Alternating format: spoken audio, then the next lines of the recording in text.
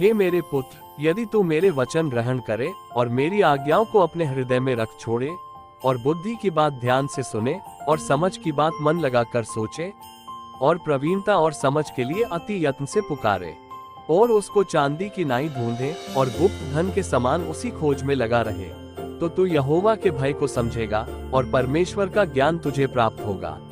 क्योंकि बुद्धि यहोवा ही देता है, ज्ञान और समझ की बातें उसी के मुंह से निकलती है। वो सीधे लोगों के लिए खरी बुद्धि रख छोड़ता है, जो खराई से चलते हैं उनके लिए वह ढाल ठहरता है। वो न्याय के पथों की देखभाल करता और अपने भक्तों के मार्ग की रक्षा करता है। तब तू धर्म और न्याय और सीधाई को निदान सब भली भली चाल समझ सकेगा। क्योंकि बुद्धि तो तेरे हृदय में प्रवेश करेगी और ज्ञान तुझे मनभाव लगेगा।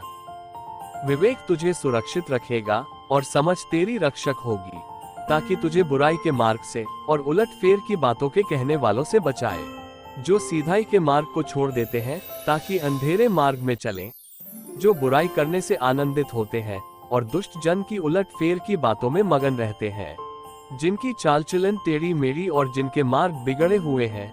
तब तू पराई स्त्री से भी बचेगा, जो चिकनी चुपड़ी बातें बोलती है और अपनी जवानी के साथी को छोड़ देती और जो अपने परमेश्वर की वाचा को भूल जाती। उसका घर मृत्यु की ढलान पर है और उसी डगरे मरे हुओं के बीच पहुंचाती है, जो उसके पास जाते हैं उनमें से कोई भी लौटकर नहीं आता और न वे जीवन का मार्ग पाते हैं। तू भले मनुष्यों के मार्ग में चल और धर्मियों की बात को पकड़े रहे, क्योंकि धर्मी लोग देश में बसे रहेंगे और खरे लोग ही उसमें बने रहेंगे। दुष्ट लोग देश में से नाश होंगे और विश्वासघाती उसमें से उखाड़े जाएंगे। लाइक और सब्सक्राइब करें ऐसे ही वीडियो देखने के लिए। परमेश्वर